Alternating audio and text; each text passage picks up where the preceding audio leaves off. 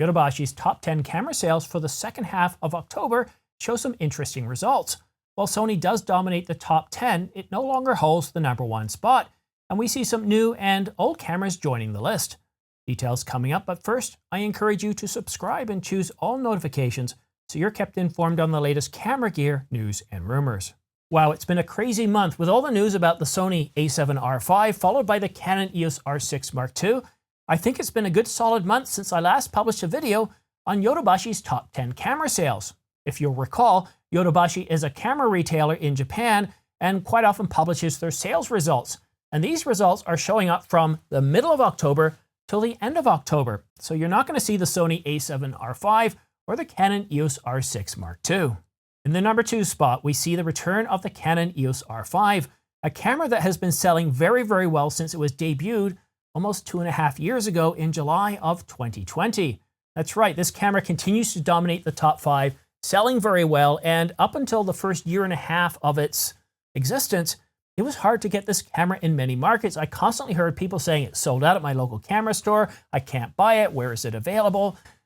Just selling very well, and part of the reason for that is it's a very solid stills camera with 20 frames per second electronic, 12 frames per second mechanical, a 45 megapixel sensor, dual pixel autofocus, one of the best autofocus systems out there, and of course when it comes to video, it can do 8K RAW at 30 frames per second. It can also do a very detailed full sensor readout, 8K oversampled 4K, up to 30 frames per second, 4K 120. It's just a really solid camera, so there's no surprises that it holds on to the #2 spot this month. The Sony a7 IV is one of the top selling cameras, and normally we find this camera at the top of the heap in the #1 spot, but it's dropped down a few places into 3rd, and we also see it in 6th place with the zoom kit. So the Sony a7 IV is one of the top selling cameras. It's in the same market as the Canon EOS R6, which shows up in 4th place.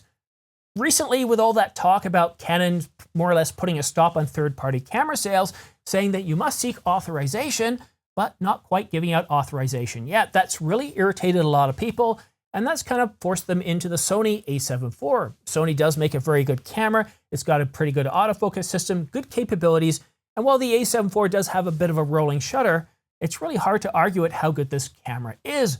Although the R6 does have 20 frames per second electronic, while the Sony a7 IV shoots at 10 frames per second. In 5th place, we have the second most expensive camera on the list, and that's the Canon EOS R3 at $6,000.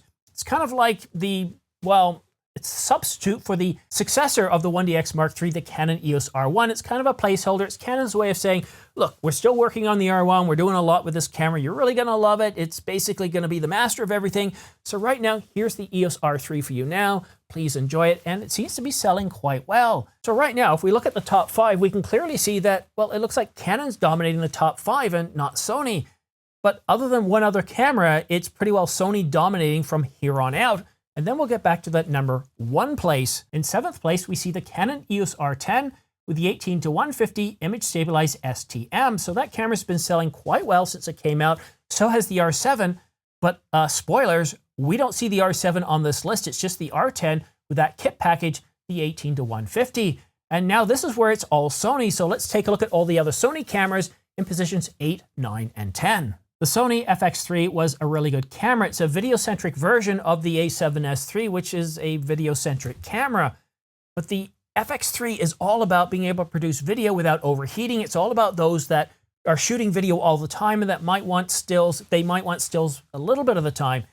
So it's no surprises that in 8th place, we see the Sony FX30. Unlike other cameras like the Canon EOS R6, which Canon's already put out a notice saying, hey, you know what? We got so much response from this camera that we just can't meet demands. Same with the 135mm and the Canon EOS R7. So that might be why we're not seeing the R7 on this list. But another advantage the FX30 has going for it, if you reach out to your local camera store, you reach out to B&H, Adorama, Downtown Camera, Henry's, London Drugs, whoever you purchased your camera from, you're likely going to be able to find an FX30. So Sony's done a great job of marketing this camera. They've done a great job of copying basically all the capabilities from the FX3 and the Sony a7S III, putting it in this camera, but it's got an APS-C censored camera for $1,800 or just shy of $1,800.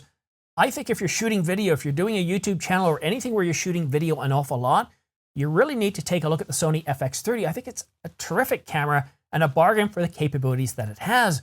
And because there's so much of an abundance of it, Canon, Sony has made so many of these cameras that they're able to sell them, they're able to push them through the channel, you're able to pick them up and try them. And from what I've heard from Stop the FOMO and others that are using this camera, they absolutely love it. In 9th place, like 7th place, we have an APS-C camera, but this one from Sony, the a6400. We've seen this camera on the list before, but really a surprise is 10th and 1st place. In 10th place, we have the Sony Alpha 1. We haven't seen the Alpha 1 in the top 10 list for some time.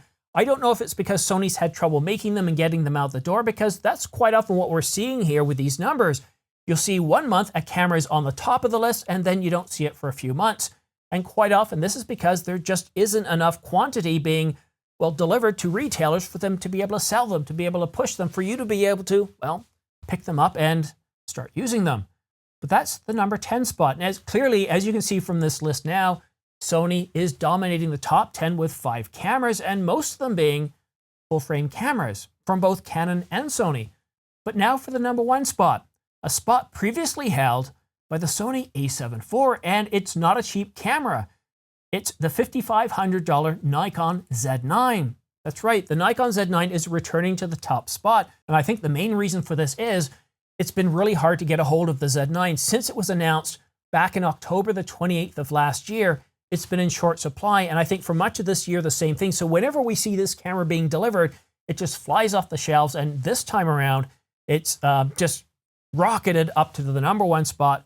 So we have the Nikon Z9 in the number 1 spot. We see the Sony FX30 debuting on the list, and we see a bunch of Canon. So it looks like Canon's doing well. They're moving enough cameras. Looks like Sony's doing very, very well, moving even more cameras. But it's nice to see Nikon back on the list, and certainly in the number 1 spot with a camera that I think it's pretty safe to say, it's easy to say this camera deserves to be in the number 1 spot. It's a very, very good Nikon camera, but it leaves us wondering, asking the question, when are we going to see some more Nikons? When are we going to see the Nikon Z8? When are we going to see the Nikon Z6 Mark III and the Nikon Z7 Mark III? Well, according to Nikon rumors, we shouldn't expect to see these cameras till sometime in the first half of 2023. So I would expect sometime at the very earliest from CP+, which is around the middle of February, to sometime around April or May. So some rather interesting cameras coming out from Nikon, as well as Sony, Canon, Olympus, Lumix, and of course, OM Systems. And if you want to stay up to date on all the latest camera news and rumors, go ahead and click subscribe, followed by choosing all notifications. By choosing all notifications, as soon as I publish a new video like this one here, you'll get notified by YouTube, so that way you can stay up to date on all the latest camera news and rumors. That saves you from searching all the Twitter feeds, RSS feeds, all your favorite websites and YouTube channels. For those days when you're in an absolute rush, well, why not come here first? Because I cover all the major camera news, all the major models, brands, and all that stuff. Anything related to camera news, I cover it here, news and rumors. So go ahead and subscribe and choose all notifications, so that way you can be the first to be in the know. But that's it for now. Thank you so much for watching. We'll see you again soon. Hopefully you're enjoying this wonderful weather if you're living here in North America. Today, it got up to 21 degrees or about 70 degrees Fahrenheit. I was in shorts and a t-shirt all day long. I just couldn't believe how warm it is. Sunday's supposed to be very warm as well. So we're having a wonderful weekend here in North America, and hopefully in Europe and Asia, wherever you are, you're having a great weekend. But thank you so much for tuning in. We'll see you again soon.